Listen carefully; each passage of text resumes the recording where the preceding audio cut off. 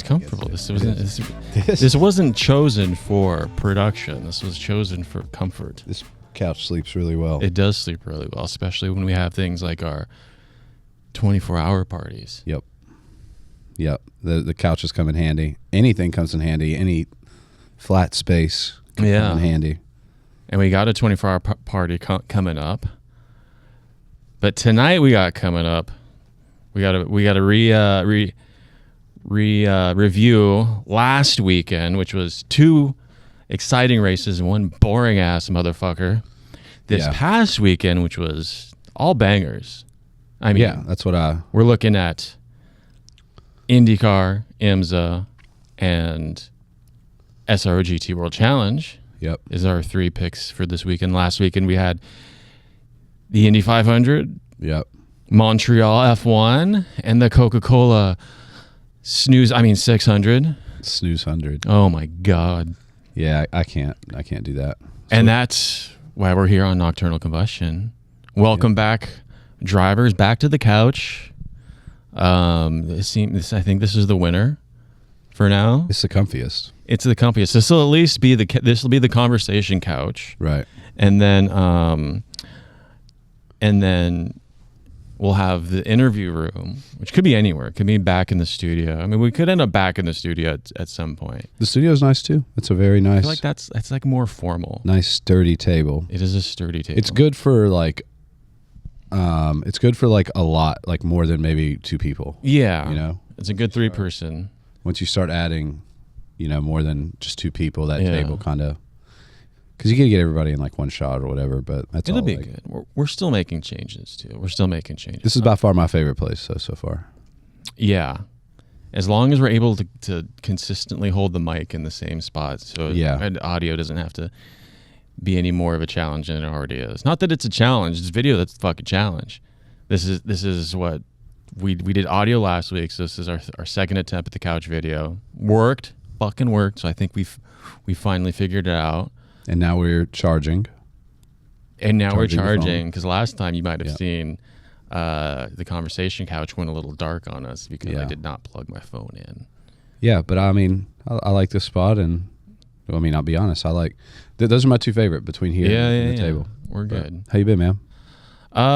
Good. Been a great year of racing so far. Last weekend was a huge weekend. We opened up early to catch the Indy 500 live. Mm-hmm. And we went from the Indy 500 straight into Monaco Grand Prix for F1, and then straight into Coca-Cola 600 NASCAR. That was your first time watching the Indy 500, right? Yeah. Oh, dude, you're lucky, because that was by far one of the most that was exciting, I think the closest finish memories. ever. Yeah, it was the closest finish ever. But in terms of racing throughout. It was like 60 plus lead changes. Yeah. Something crazy. Yeah. Well, and then not just lead changes based off of, you're going to draft and then you're going to pass. It was like fighting in the pits, incidents in the pits. Yep. Cars wrecking and red flagging and yellow flagging and restarts.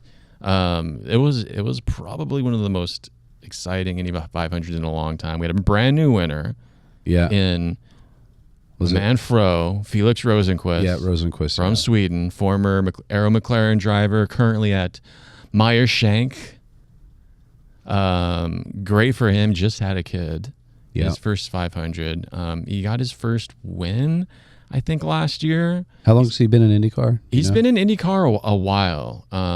Cool. At least as long as I've been watching, so that would have been 4 years now. But the kid he was racing, that was a rookie, right? What's his name?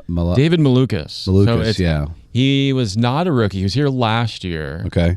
He came partway into the season in 2024. Right. He originally was supposed to be on Aero McLaren last year, but he broke his hand mountain biking. Oh my gosh! And when Lance Stroll broke his wrist, he got in the car. Just saying, this might have been a little bit worse, but McLaren didn't want to take a shot at losing too much time. They had a few subs in there, and then they ended up going with Nolan Siegel. I'm sure McLaren's not short of drivers. No, but that was right after the whole ordeal with Alex Palou. You know about all that, the whole contract negotiation thing. So Alex Palou was supposed to be a McLaren driver. Right. And all the contracts, everything signed. Part of that was going to be he gets seat time in F1 as a reserve driver, and that's his pathway to F1. But apparently Chip Ganassi had made him an offer, and Palou said, I could take that offer. And it went all the way to the high courts this year. And this was, 2 years ago? Wow. So McLaren was going after Palou, or were they going after Ganassi? They had already signed Palou, and Palou bounced right before the season and went to Ganassi, and it was a whole thing with voiding the contract, and McLaren had invested a bunch of money in getting him ready to go, be an F1 reserve driver and all these other things, and so then it went to litigation. It'd been a couple of years. It finally got settled earlier this year. And what happened? And judgment McLaren, basically whatever had happened, and Alex Palou came out later and said a statement that he was misled by someone who gave him advice or whatever. Who knows if he's saving face, if it was right. Tried to win it in court, but basically McLaren had a contract. He broke that contract, and that's what it sounds like to me. They owe McLaren a shit ton of money. Even Ganassi owes McLaren a bunch of money because they poached him. And from my understanding is Ganassi was not part of this. They were going off of what Palou was telling them, so they're getting punished because of whatever Palou's. So really, Palou's the real troublemaker here. Yeah, but he's a fucking fast driver. He's won half the races this season. Yeah, there's a reason he's got bills to pay. He does have bills to pay, and he got an Indy 500 win, and he's on his way to his second championship in a row because of being in the Ganassi car. I don't know if it's because of the Ganassi car, if maybe he'd be seeing the same kind of success at Arrow McLaren, because, Pato O'Ward was second at the Indy 500 this year. He was fighting for it this year up until the very end. They were on a different strat and had some fuel choices to make, and they could have easily done it. There were so many lead changes. Oh, yeah, and exciting up till the very end, and even between third and fourth, so it was Rosenquist 1, Malukas 2, and then it was almost Pato 3, but then Scott McLaughlin came diving in, and it was almost 3 wide at the line between 3, 4, and 5. Didn't somebody end up catching a penalty? Wasn't it Palou? No, Palou didn't get a penalty because he was still got. I thought somebody did. Maybe not. Someone did. I don't remember what it was though. Yeah, this is where notes come in handy. Pits, something about the pits, I think. Possibly. Speeding into pits or something like that. I don't know. I can't remember. And then we go into the Montreal Grand Prix. Which, by the way, I want to note this, that the day worked perfectly because the day started with the Indy 500. Yeah. And then we kind of wanted to see like maybe a little bit of the podium or whatever for that. Yep. Which cut into the F1 time. Yep. But for whatever reason, and we'll get into that, but for whatever reason, they had gridded the F1 cars, and then there was a car that couldn't get started, so they did an extra formation lap, and then they did another formation lap after that. So that gave us time. We weren't too far behind, but we were still behind. Yeah. We weren't live. It was just... I think they were like 10 minutes behind. Right. But still. And then NASCAR, we thought we were going to be late for that. But for whatever reason, we were like 40 minutes late to that, by the way, and they hadn't started the race yet. I guess it was rain or something. They should have just started it. I don't know. I mean, for as much as excitement as NASCAR had that day, they could have started it on time. No one would have missed anything. Montreal was sick. Montreal was cool. It was a great race. It was a display of questionable, I don't want to call it idiocy because they had a strategy, but absolute clown Ferrari type vibes out of McLaren for putting both cars on the inters when it's no longer, it's drizzling, right? And it was a wet track, but it's drying. Forecast had no more rain. And I mean, they had the same radar that all the other teams did. I don't understand. I don't get it either. That's like a Alpine move or a kick move. Well, they're not around anymore, but that's like a back of the pack. Maybe Kevin Magnussen send it forward. And there were some teams towards the back who'd put on inters and they but that's normally how that goes anyway. Yeah. Even when you see the formation lap happen, I mean, I guess maybe at that point, once the mechanics have gone in, you can't change the tires. Because you really, a lot of times, the teams don't see what tires the other teams go out on until the warmer's off. Yeah. So maybe they saw a glimmer of something and went for it, and they could have looked like, as we know in the famous words of Gunther Steiner, rock stars, but they looked like fucking wankers. They did look like fucking wankers this weekend. They made up. They got back into the points? I think one of them got back into the points. Oscar, because I think Lando's car died. What about Kimi and George? Now, Kimi and George. It sucks that George's car, it does suck that he had that issue. That was such a good battle because we were picking up from where they left off in the sprint race. Yep. And, Kimi lost out to George in that one. He was back with a fucking vengeance. Yeah. And I think that it would have been tough for George to get back in front of Kimi. Right. I think Kimi chasing George, he's got more ambition to make the overtake. And who knows? The battle was going back and forth for a long time. I think at the point where George's car had died, yeah, it would have been tough. But we don't know. We don't know because his car fucking died, and he was so mad. Yeah, I mean, I would have been too. And it sucks to have it come down to that. Well, you got to look at the situation he's in, too. Like, his back's against the wall. He was supposed to be the new guy on the team. Lewis Hamilton left, which, by the way, we got to talk about him, too, because he was just connected in ways that he's not been connected to in a while. We were seeing glimpses of the old Lewis. He was so happy to be driving the car, absolutely throwing the thing around. And that was the podium. Mm-hmm. Fucking Kimi, Lewis, and Max. That now, I don't think many people had that on their bingo card. No. We didn't. That was probably the best podium so far. Yeah, that's been. I mean, is that the best race this year?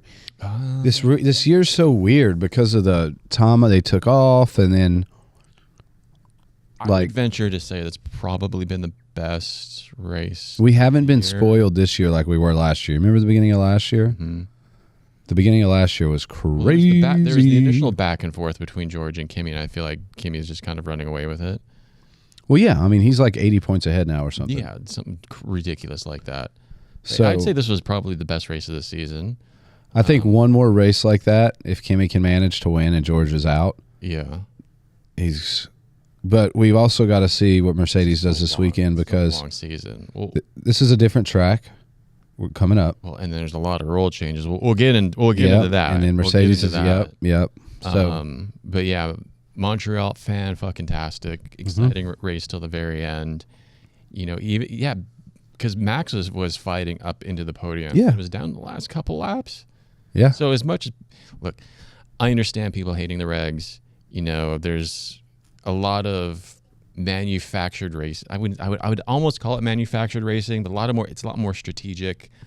The recharge and all the other things going on, I feel like they've dialed it in a little bit more, but fucking exciting. Yeah. Exciting so far. It's made good racing so far. I mean, every single race, we have not had a race this year where the pole sitter really, I mean, maybe there's been one that I'm forgetting about or two, but where the pole sitter just takes off. Well, and also, in addition to just the racing, we're seeing history being made with Kimi Antonelli. Yeah, no, 100%. And it's a new regulation for everybody. Mm-hmm. And so I think that plays more so into Kimi's favor as far as, how impressive it is what he's doing, because it's not like, he's not been put into a car, It's his second year. It's his second year in F1. He did pretty decent in last year's reg. What did he do, 5th in the constructors? Like and in this new reg, he's just absolutely lit it up. And I'm sure part of that has to do with the success Mercedes has had in the factory. But I mean, you got to, give respect where it's due. The kid is driving the wheels off of the car. Absolute talent. He's going to be frightening, especially if it's going to take a while for the other teams to catch up to the Mercedes. But we could see that all fall apart this weekend with some of what we're going to discuss here later. But that was 2 great races into. Look, I've never gotten really deeply into NASCAR. Yeah. It took IndyCar to get me to appreciate the oval and like watching the oval. Right. I think IndyCar racing at ovals is far different than NASCAR. But, same as last year, we gave the Coke 600 a shot. Right. And Did you watch it last year? we had it on here. Oh, okay. It wasn't anywhere near as long. It was like, 5 hours? God, that was so bad. 5 hours? It was so bad. And I don't know. I understand. It's just not for me, man. Where they split it up into 4s. Yeah, I don't get that. They bunched the field back. I'm like, okay, that's like, whatever, right? Whatever. But the constant red flagging. There's a drop of rain that they see on someone's, and they red flag it. And look, and then they don't even stop them. They're out there running, or they're cautioning it, and then it goes back, and then restarts everybody, and then someone crashes, and they yellow flag, and it goes back. And they didn't. You made the best point of it. They didn't give a shit. No, we would be, dude. They red flagged like twice for nothing. It was like there was a raindrop. Which, look, I get it. They don't have inters. They don't have wets. Get the guys off. It's an oval. Like, it's dangerous. I get it. But it was like a drop of rain. And then they would sometimes red flag these guys and put them in the pits for 15, 20 minutes. And, typically in motorsports when this happens, you hear the announcers even like, yeah, we're figuring this out. Let's see if we can hear from the stewards. Maybe we can get some kind of insight on what's going on. When are we going to go back? No, it wasn't that at all. It was like the announcers were just talking about whatever they were talking about, the golf game that weekend or whatever. Yeah, and it was NASCAR didn't give a shit. The drivers didn't give a shit. Maybe that's just is that the culture? The culture, it's like, hey, the race has stopped. Well, because you got to think, it's new to us to stop at the drop of a rain, but it's not new to them. That's just part of the sport, and I guess. I knew that going. It's like the stop and go of football. Well, we could have had the whole weekend affected by the same rain because the same storm system. Isn't it crazy? Could have stopped the Indy 500. Could have really affected Montreal. It did drizzle a little bit earlier in the day in Charlotte. I saw some clips, of them getting Kyle Busch's car out, and there were puddles. But that, I think, was on like Saturday or Friday or something. Mm-hmm. But I think all the series raced. Mm-hmm. All of the series were able to race. So, despite the little bit of rain Charlotte got, I don't think it stopped at anything. I think I'd have to give NASCAR another shot, but at like a road course. Road course or short track? I heard Nashville was pretty insane, actually. So maybe I'll go back and... We'll have to go. Maybe we'll check out some highlights. Look, man, my thing was, even what we watched really wasn't that bad if you would just cut it in half. Like, it was like the Coca-Cola 600. What about like the 300? Like, can we just do 300 miles? Because that was another thing. It was like, well, Indy how many did 500 times? Miles, and that was what, 3 hours? Yeah, but that was an absolute blast. They had better weather, Yeah, they weren't gonna, and had that rain started falling, they would have done the same thing with them probably. I don't think it would have been any different. Not on an oval. They would have delayed it as well. So it was just, I think the Indy had better oval. NASCAR guys were just doing their job. Me personally, no thanks. Yeah. I can't sit there for that long and watch guys hit the same circle over and over again. And, it was kind of like, I don't know. I'm sure it ended under a yellow flag, didn't it? I think so, but like not many laps, I don't think. Because we were already open late for the day. I'd opened up at 9. 9 to watch the Indy 500 live, and then goes into that. So now we're looking at like 8 o'clock, and we're like 12 hours later. Oh, wait, but you remember, I know we talked about it already, but the IndyCar came down to the close finish, yes, but it was because, remember what happened? Something happened, and it was a red flag or a yellow flag. It was a yellow flag, an unnecessary yellow flag. They gave us 8 laps to race. Because I think, Schumacher grazed the wall? Something. No. Someone grazed the wall, remember? And they yellow flagged it. And they kept going. They didn't even stop. Yeah. I think we had 8 left to go. Yeah. And then Schumacher grazed the wall. So they put us back into a yellow flag, and then we didn't. It was like a lap or 2 laps. It was a green-white checker. Yeah. So, which is crazy. And I can't believe that I know these cars are fragile. That's something I learned about IndyCar. They were quick to pull the yellow flags too. But anyway, sometimes they're fragile, sometimes they're not. like we saw this week. We had 2 races at Detroit. Yep. Fucking A. Say what you will about street races. This is like, I think the second year in a row we've had absolute battles come out of the streets of Detroit. Yeah, everybody was it was real. I tried to go back and watch the full race because we watched those extended highlights. Yeah. And I still tried to go back and watch the full race, start to finish. And I got pretty good way through it. And even during not the parts that we didn't catch in the highlights. On IMSA or Indy? For IMSA, it was still, because I don't know if I don't think I saw much of the Indy race this weekend. But yeah, even the parts that we didn't catch in the highlights in the IMSA race, like it was still like testy and like side by side. Yeah. I think it's that track has a lot to do with it. Yeah. And it's new, right? There can be good street tracks and there can be bad street tracks. And I think they've done a good job at that, because before it was at Belle Isles, it was a different course, a little bit more flowy. Yeah. It was like in a park, so it was more racetracky. Yeah, I think. Yes. But yeah, last year we had, I think it was the Turner BMW went into the back of one of the Mustangs and ended up on top of the car, which is crazy. Good. But even this year, we were seeing some insane moves. Oh, yeah. Some NASCAR level blocking ass, not NASCAR, iRacing as blocking type shit that just caused, like, bro, you can't block like that. You can't block. Yeah, well. But the close battles were freaking crazy. And that was another one that came down to the last few laps. Yeah. Because they yellow flagged it. I forget why. And it was, God, what was it? It was the Acura was ahead, right? Mm-hmm. Or no, it was I don't remember how it ended. It was the Cadillac. It was yellowly, I think.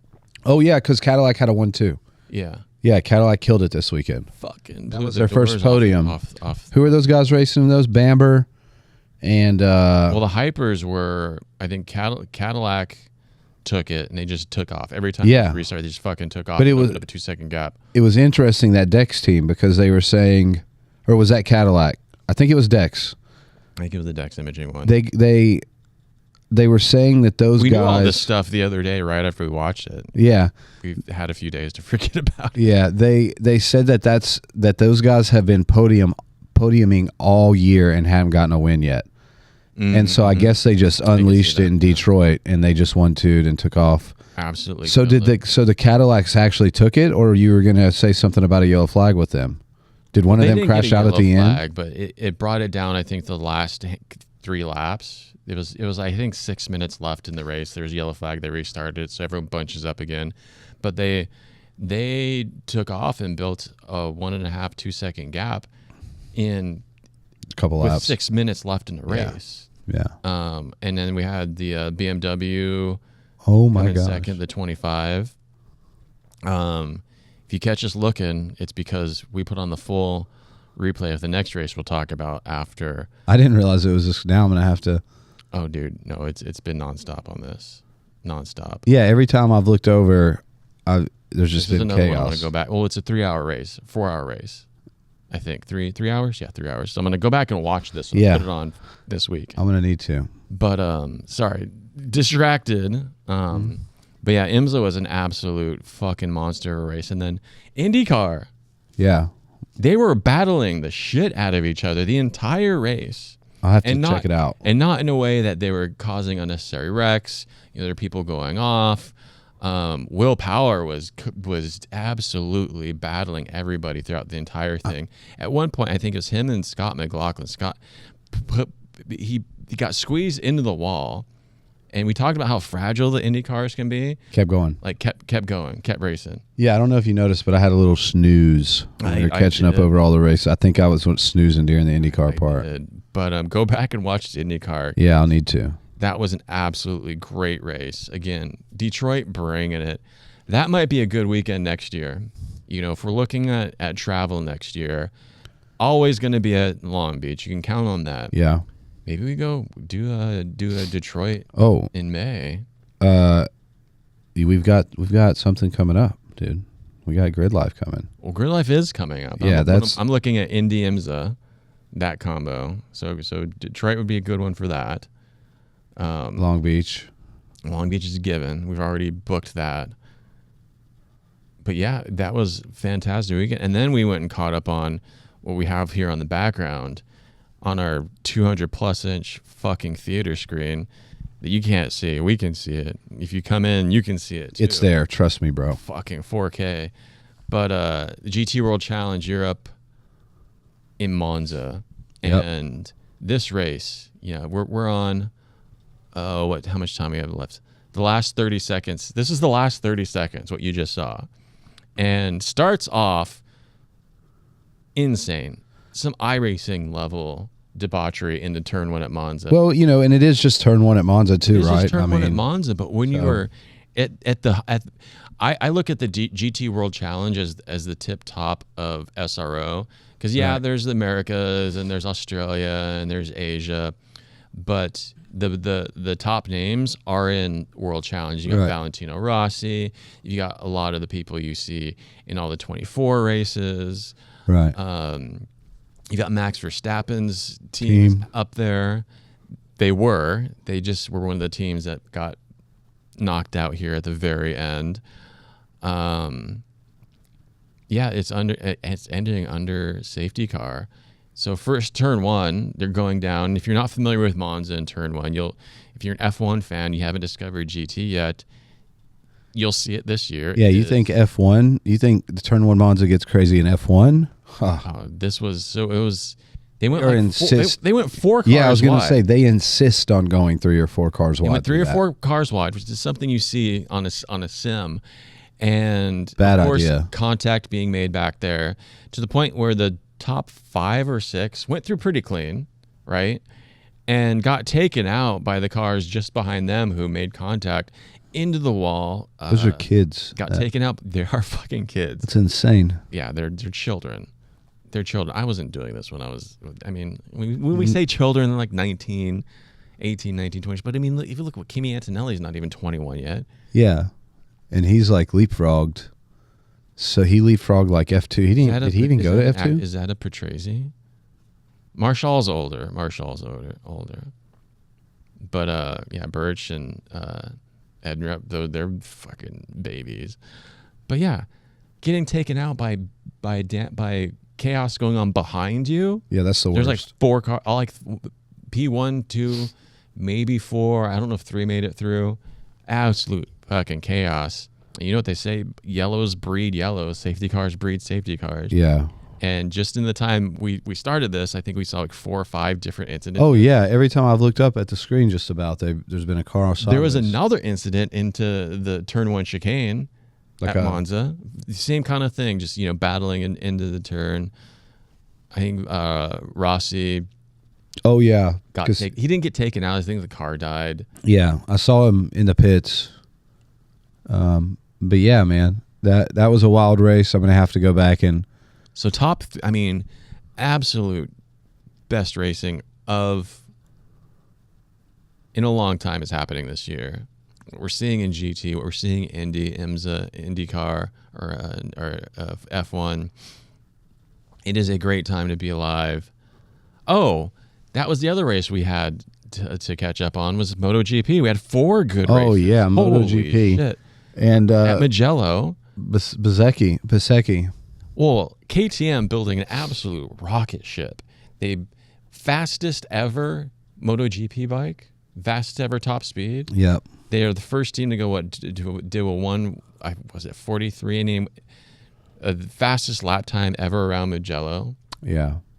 Front row lockout, front podium 1-2 finish between was it Bezzecchi and Jorge Martin? Yeah, Martin. Yeah. It was almost a 1-2-3 because Ayagura was battling. Oh my God, blank on his name. Was it Pedro Costa? No, Pedro Costa, I think. It wasn't Acosta. It was the other one. It was Acosta. It was Acosta. It was Acosta. Yeah, it was Acosta. Yeah.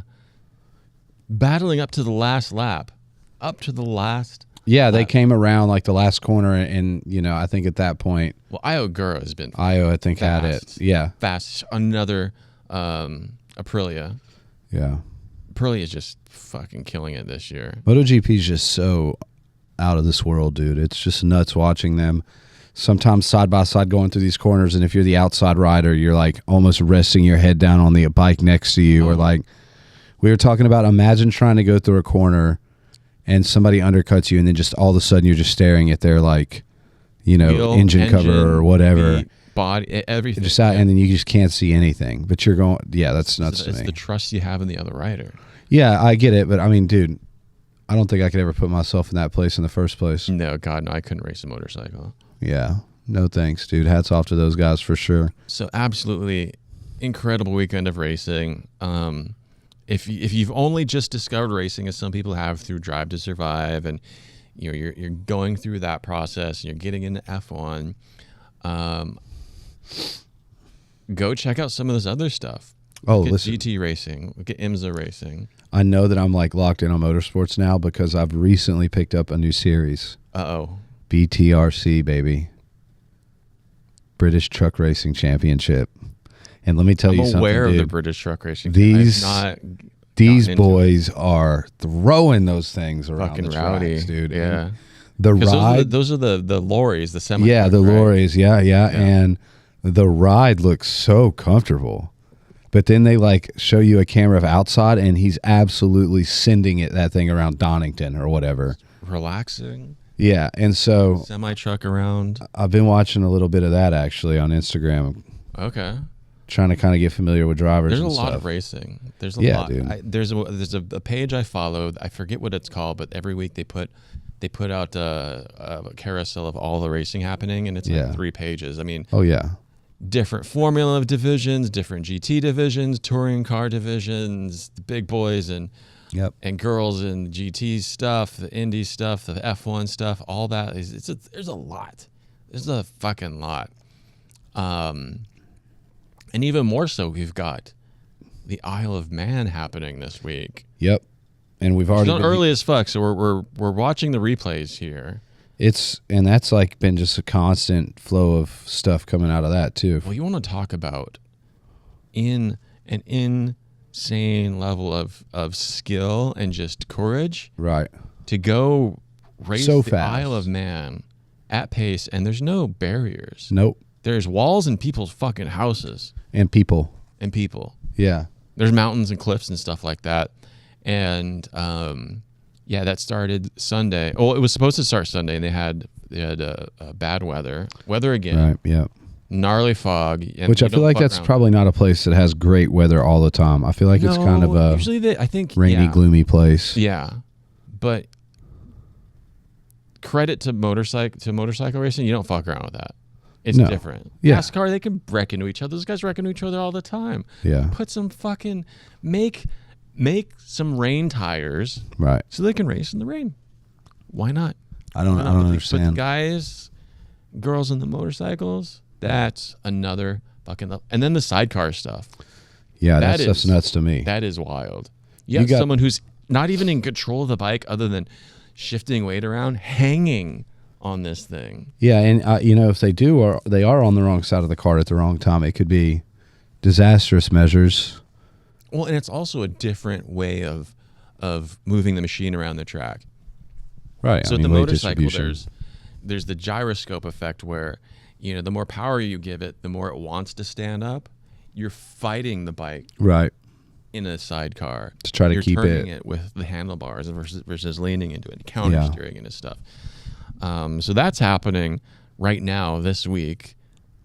And then what else do we have coming up? Another big weekend. We've got more IndyCar, more IMSA. This weekend? Yeah, I forget where they're at. Mid-Ohio, I think. They're at Mid-Ohio. Road America. IMSA? I think so. That's where it's at on iRacing right now. Oh, I don't think iRacing's matched up. I have to look. I think it's Mid-Ohio. I could be wrong. It might be Mid-Ohio. I know we've got Monaco for F1. And then IndyCar is back. So they're going straight from, well, they've had a week off. No, they didn't have a week off. They're going straight from the Indy 500 to Detroit to whatever it is this weekend. Right. Watch the socials. Pay attention to the socials. I'll put it out there. But, and then, the one point on the Triple Crown. Yep. Monaco. Yep. This weekend. Yep. And we've got some rule changes. We've got some rule enforcements. We've got some power output changes. There's no straight line mode this week in Monaco because they're just citing safety concerns. The cars are still fucking big. They are clamping down on what everyone assumes the Mercedes trick is, which is measuring the bore, right? Was it the bore? The compression? Something like that. The bore or the compression on the engines, but they're doing it. They've developed the materials in a way where they get more performance at the higher temperatures, but they're only testing they're only doing the scrutineering at lower temperatures. So they've changed that rule to test that out. So we could see, yes, in fact, that's what Mercedes was doing, and now they're going to be penalized for it, which means every Mercedes engine could be effective. That means you've got not only Mercedes, McLaren, Williams, Alpine, Williams, Aston Martin. No, Aston Martin's on the Honda. Yeah, Aston Martin's on Honda. So you've got a handful of teams who could be really affected by this. And then you've got no overtake mode. The engines have been detuned. So they're running a lower power output, which is going to piss a lot of people off, and it's more fuckery. Yeah. Like, I think that's... If you're going to launch criticisms at FIA and Formula One this year for these regs, launch it at the ability for them to have fuckery on the car and the engine modes and say, oh, well, we can put out a rule where we're going to dictate how these engines operate versus letting them operate, letting them do their thing. My thing is like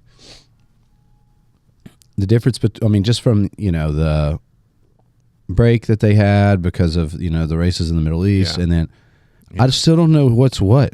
No. Because we have I don't think they know what's what. They come back from that, and then there's rule enforcements and changes right after that race, and then we go a couple more races, and now we're looking at more. So, it's been a real rough season to try to follow for me. Yeah. I think the racing has been good, though. They're still trying to dial in the rules. Sure, and it's going to take a season or two probably before it's really fleshed out, which is fine. It's fine. It's just, so that Saturday's going to be a good day in Monaco. Saturday is going to be a good day in Monaco. Sunday's just going to be a day. It's going to be a day. I didn't check the weather, so I don't know if it's... Monaco's exciting when it's wet. They should just wet the track every year. And I get it. It's a legacy track. It is time either build the cars because you want to keep this legacy track in the rotation smaller so they can race, or alter the track. Right. People are going to be mad because it's been that shape for fucking ever. Yeah, long time. And they're going to complain, but what do you want? Do you want a qualifying weekend or do you want a race weekend? Yeah. I want a race weekend. Which, by the way, I do think that we're going to see either Charles or Lewis, because I think that with the cars, so they keep up really well until straight line comes in. So I think this is going to be a big weekend for Ferrari. Sorry, I got distracted by it because YouTube switched over to Nürburgring 24 coverage or qualifiers. Look, he's got a Garage 61 sticker on it. Yeah, of course they do. But the Dacia Logan is on the screen. Pardon my look, a squirrel behavior. But yeah, I honestly, dude, if we get a hammy Monaco win, Saturday is when to watch the Monaco Grand Prix because that's when everything happens. It's going to be the qualifying, yeah. But the race will be good. You shouldn't come here and watch it on Sunday. Who knows? The race is still going to be... It's still going to be entertaining. Sure. We're all still going to watch it. And because it's on early, that means we're going to do a no-spoiler replay, this time at 1 p.m., because we've got a special event launch that we're doing with Girly Garage, basic car maintenance, how to deal with mechanics, shit like that. Yep. Part of racing cars is understanding cars, and we have our dailies and things like that. And I'm lucky enough to have been raised around in a mechanic leaning family, so I know how to work on my car. I can do, some level of building and repair. Right. A lot of it comes down to time, space, and just want. But little things, maintenance things. Change the tires, change the oil. Change oil, change the spark plugs. Yep. Know what to look for. Know what a sound is. I mean, I've seen it where women go to, and the reason I bring up women is because Girly Garage is a female focused creator. That's Talena. She's fucking rad. She's out there teaching women to understand their vehicles and want to work on them. But it's still a guy's world, and I've seen Melissa and I've seen other women go to the mechanic and they say, no, this is what's wrong with my car. Oh, well, we got to check it out. It could be this, that, or sure. No, it's not that. And then it comes down to it was what she fucking said it was. Hey, man, the commission says otherwise. It does. We pay a lot to these mechanics, which deservedly so. It's a hard job. Any skill-based job. You want to talk about AI taking people's jobs away. Mechanics, plumbers, although, you get some fucking robots out there learning the shit. I saw a thing the other day, and maybe this is, I'm not sure, but it was a pit stop.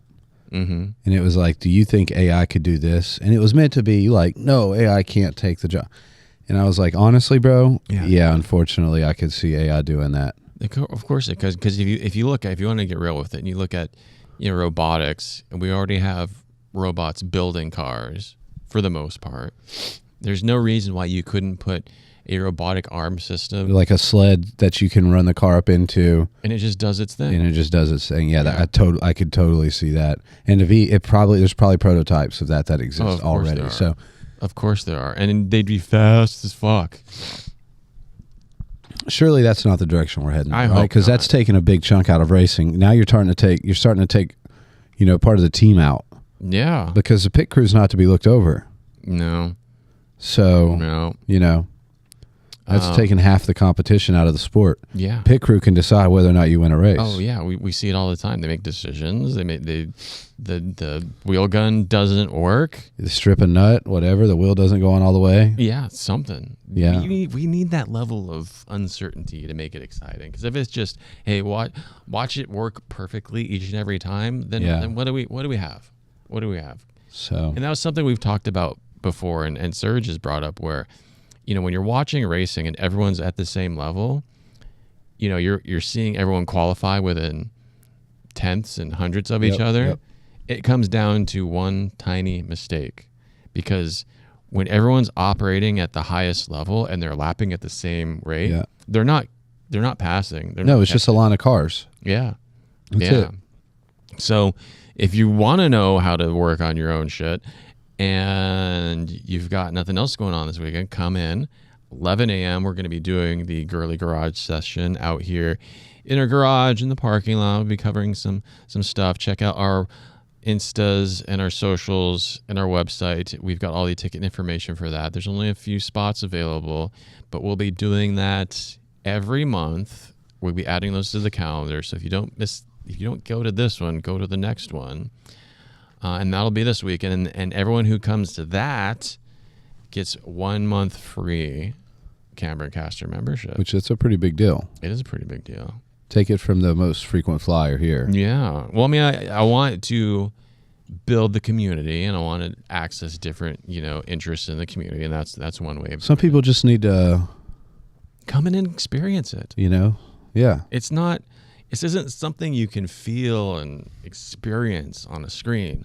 Although we got a lot of digital stuff going. We're doing more streaming. We got the Twitch channel going. It's been going really well. If you ever want to watch us race, right now I'm doing the Porsche Esports Super Cup Series, which has been a fucking challenge because it's the cup car. Yep. No front end. Sweaty ass fields. There's top split 10,000 plus lobbies happening. Yeah. Yep. So you want to talk about a straight line the whole race. Even they make the mistakes. I've seen some sketchy lap one. Oh yeah. T1 stuff. T1. But we've got that. So we got Monaco going. We got more streaming going. I think we're ready to talk about the new Nocturnal Combustion series. Well, I mean, it's not specifically Nocturnal Combustion, but I just announced today the Pacific Cup. Yeah, Pacific Cup. Championship. Where are we starting first? North to south. So we're going to be at PIR. Yes. I have to learn that. Yes, because I threw San Diego in there. So if you haven't seen it, because you don't follow our socials, go follow us. Go follow us on Instagram, TikTok, all those good places. Do all the stuff that we need you to do, like, comment, blah, blah, blah, blah, blah, because that's how the world works these days. But we're doing an iRacing championship, more league, GT3s, all West Coast tracks. So we're starting in Portland at PIR. Then we're going to go south to Sonoma. And then we're going to go south to Monterey, Laguna Seca. And we'll keep heading down the 5, Pacific Coast Highway to, well, actually, that's not the 5. That'd be the 15. Willow Springs out east. So we'll take the 15 to the 5, where then we'll hit Long Beach. Yep. And we wrap everything up in San Diego because iRacing just announced they're adding the NASCAR San Diego. When is that? Oh, at the end of the season? End of the season, we got 2 weeks. 2 weeks. So that's why I went north to south to give them time to put the San Diego track out. And that's going to be the West Coast Pacific Cup Championship, which cash prizes for the winners at the end of the season. We'll put a jackpot together and we'll do a split. Don't know quite the numbers yet, but I'm thinking, if we get full participation, we're looking at $100 for the winner, $50 for second place, $25 for third, and it's just a $20 buy-in for the season. So hopefully we filled up the roster, dude. I already know. I think we'll have a good turnout for this. I think a lot of people are going to be excited for it. I've already been talking to a couple people in there. They know people that are interested, so we'll fill it out. It's working its way through the grapevine. And we're going to dial in the broadcast because you and I will participate. Yep. We will not be in the runnings for the winnings. Right. We'll not be in the runnings for the winnings because we're going to do something a little bit different. We're going to broadcast our first league, do all the graphics, do all the announcing, all that shit. I'm going to show up in a tuxedo. And we're going to switch back and forth for 1 week. Each week, a different one of us will be out on track racing. Yeah, I like that idea. And then we're going to have some intra-nocturnal combustion challenges. Remember we talked about before the Nocturnal Combustion League. This will be our chance to test that out. We'll come up with 3 positive and 3 negative rules, put them into a hat. So we'll have 6 options to either get a plus or minus to our points. We'll have our own battle going on. Okay, I like that. So it's a battle. It's a aggregate. Yeah. Is that what they're called? Yeah. Aggregate. It'll be an aggregate. We'll have our own aggregate. We'll have our own race. Everybody else is everybody's gonna be racing. We're gonna be racing within the race. Yeah. Reception. So registration happens next Thursday. This is gonna be every Thursday at 8 p.m. PST, 8:30. I forget what time I put on there. It's something like Could that. be subject to change. We're still trying to figure out everyone's schedules, but I didn't want to step on the toes of some of our favorite leagues. We got West Coast Sim Racing out there who's starting their new season up. Go check them out. They do GR86s on Mondays. They do MX5s on Tuesday. No. They're doing the GR Cup on Saturdays. And then they're doing their MX5s on Mondays. And they're doing their GT/F4s on Tuesdays. Who is this? West you were Coast right, by Sim the way. Racing. Thursday at 8. West Coast Sim Racing. West Coast Sim Racing. Okay. So they weren't doing that before, right? Now they're doing races like every night. It sounds like just about Saturday, Monday, and Tuesday. They've been doing Monday and Tuesday. I definitely heard more than that. I must have. I wouldn't mind doing the Saturday league, but it's going to be a lot of racing for me. I can't do Mondays. But I want to check out some of the other series. So I had fun in the GT series, but I was not a fan of the full course cautions. I forgot about that. Yeah, not a fan of the no damage. Yeah, that's crazy. I get it. Look, our league, our Pacific Cup Championship might be a little more challenging because damage will be on. Absolutely, you will be penalized. There will be no full course caution. Do we sprint it? No pit stop? 40-minute race? I think we do. Or do we do a full stint? Do a 50-minute race? Yeah, 50-minute. 50-minute race, so no pit stops, no worrying about that. Full tank of gas, so. Full tank of gas. Open quali, 2-lap quali, standard quali. I think. I mean, it really depends on if you want it to be more interesting. Well, I do like. There's times where I like the open quali, and you're going to have the challenge of traffic and stuff. But there have been plenty of fucking times where I've had good laps ruined by people who just don't want to get out of the way. Right. And do we want to at least allow people to have a good, clean opportunity at putting a fast lap in? Or I think it depends. We got to look at the potential soft, because, if we got guys that are joining that are like 5-6K, no, I want an open quali. I want them to be in traffic. I don't want them to just quali. I don't want some guy that, is 2,000, 3,000. I don't want him to get a clean qualifying lap. 10-minute? Something like that. Depends on how many drivers we have, yeah. Depends on how many drivers we have. If we have 20-minute open quali, because I think, so what do we cap at? 40 drivers? Yeah, that'd be good. 40 drivers, 20-minute open quali, 50-minute race session, GT3s. Yeah. Full tank. I thought you said 15 minutes at 50. first. 5-0. So you're going to go from fat with fuel to no fuel. Just change. It's going to be challenging. Some cars will handle it better than others. Tires are going to be nice and degrading. Quick practice. We'll do a quick practice. Yeah, sure.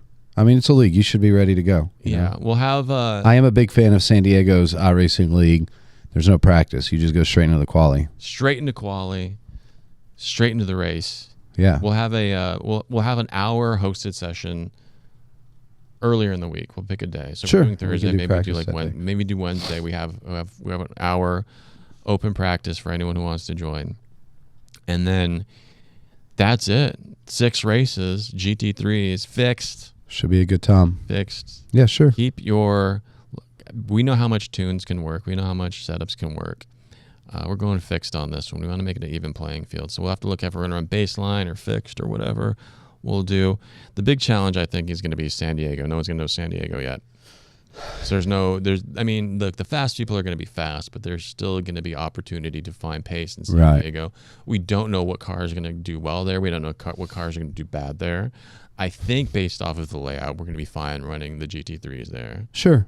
I think so too. I think if they can run stock cars there, we can run GT3 there. Yes. Yeah. Yes. If there's room, it'll be cool to see San Diego on fucking iRacing. Yeah, it definitely will. It'll be cool to watch racing in San Diego on TV, I think. They're gonna have all the Navy ships on it too in the background. Yeah, that's all cool and stuff, but it's just gonna be neat to see racing happening in San Diego and not necessarily, And I think that as a racer, as a driver, I would not want to be at this track, not for NASCAR or truck or anything, but it's going to be fun to watch, I think. Yeah, I hope it works out, and I hope it works out so well that we see either IMSA and IndyCar take a stab at it. So are we going to be doing anything for that here? I mean, I feel like we should at San Diego. Well, yes, we'll be streaming the NASCAR race here, but there's going to be a good handful of members that have gotten their tickets. Going to be at NASCAR. I did not. I passed too. Give it next year. But yeah, we'll be watching that here because I think I'm going to dip back into Fox with the World Cup happening in a couple weeks. So we'll have more MotoGP races that we can watch all the way through, more IndyCar and some NASCAR. So that'll be my next chance for NASCAR is San Diego. If they put on a show and it's a great racing, hey, I will stick to NASCAR road races. Yeah. And then we've got Le Mans. Yeah, Le Mans coming up. That'll be exciting. I'm excited for that. Le Mans coming up, which means our 2-year anniversary is coming up. Yep. I'm going to have to do a watch party for that. I have managed to cobble this thing together and make it thrive over 2 years. So keep an eye out for that. That will be the weekend of Le Mans. We'll be doing our 24-hour Le Mans overnight party. 24 hours is members only. Camp out if you want. Stay as late as you want. And then we'll be doing our 2-year anniversary party earlier in the day, probably around 7 p.m. the Saturday of Le Mans. I've got it all on the calendar. If you use a calendar, whether it be Google, Outlook, Apple, whatever, go subscribe to our calendar because I put everything on there. And June's gonna be a big month. Should be a good time, dude. I'm looking forward to it. We're looking at launching our workshop Wednesday. I was gonna do it this week. I wanted to give people enough time to know about it. So next week, second Wednesday of every month, we're going to do Workshop Wednesday, which means I'm going to teach you a skill of some sort every Wednesday.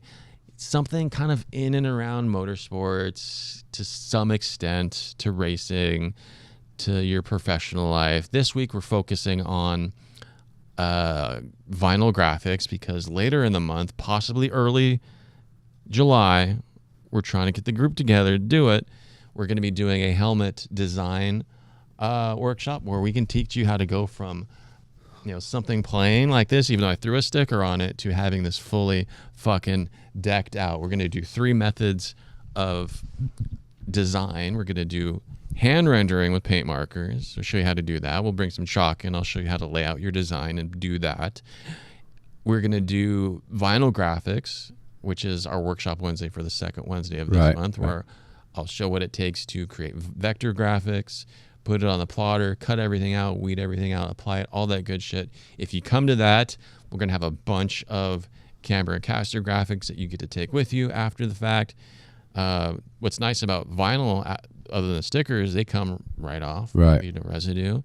If you decide you want to change it up, you want to do some other stuff, you can do that real easy. But I'm going to show everyone how to do that.